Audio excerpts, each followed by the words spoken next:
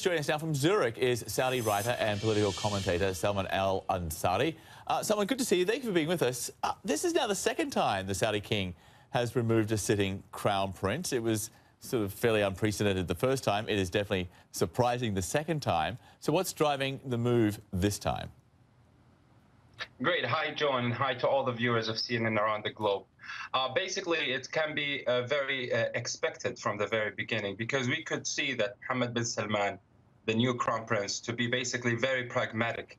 And he was actually the engineer, as you have said, of Vision 2030, a very ambitious vision for the Kingdom of Saudi Arabia. And not only for the Saudi Arabia, but also for the whole region, because once you have economic prosperity in Saudi, you have economic prosperity in the Arab and Muslim world as well. And I think King Salman made his choice after he has seen how Mohammed bin Salman was basically very effective on dealing with the challenges we have, either economic, social, and also security challenges.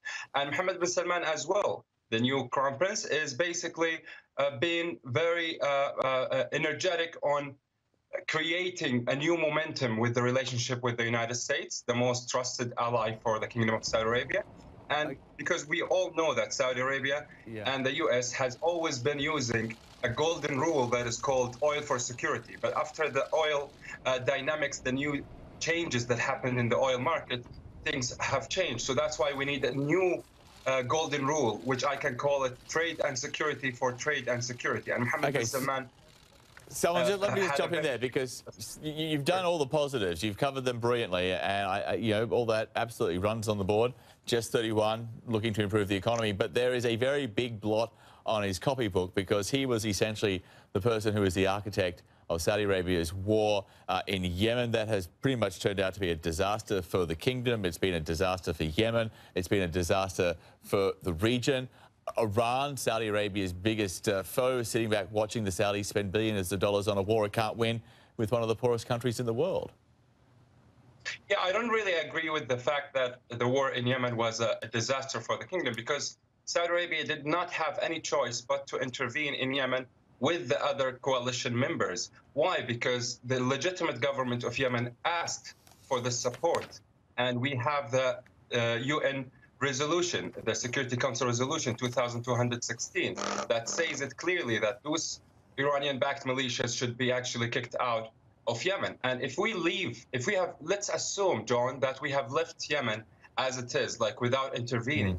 Trust me on this, the Bab el-Mandab, the Strait of Mandab, which is 10% of the world trade goes through it, would be under the hand of the Houthi militias, which is under the hand of the Iranians. That means it will two, security challenge, not only for the region, but to the whole world.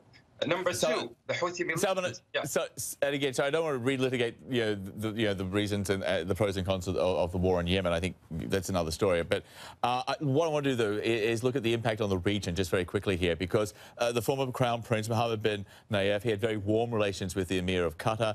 We now know that the Saudis are leading this diplomatic isolation of Qatar. So now that Bin Nayef is gone, how much harder will it be to try and resolve this diplomatic dispute between Saudi and Qatar and the other countries in the region? With regard to Qatar, I think we have to look at it from the lens of the Riyadh summit, when more than 50 Muslim leaders met with the President of the United States, Donald Trump, in Riyadh, and they created a very clear strategy on combating terrorism, which I can simplify it by saying zero tolerance to any funder of terrorism or advocate of terrorism. And Qatar, unfortunately, was part of the issue in the region, not part of the solution. They supported Jabhat al-Nusra, which they changed its name to JFS in Syria, which is actually affiliated to Al-Qaeda, and they supported Fajr Libya militia in Libya.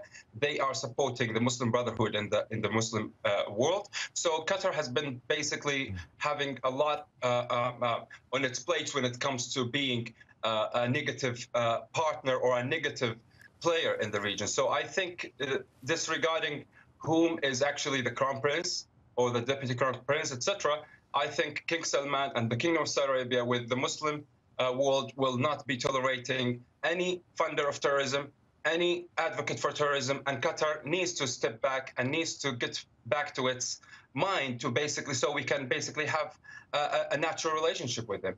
Okay, Salman, this is obviously something very dear to you, and you know a lot about the topic. I'm sorry we did not have more time because there are a lot of issues to get into here. But thank you very much for sharing your insight on a few of these topics. We appreciate it. Thank you, sir.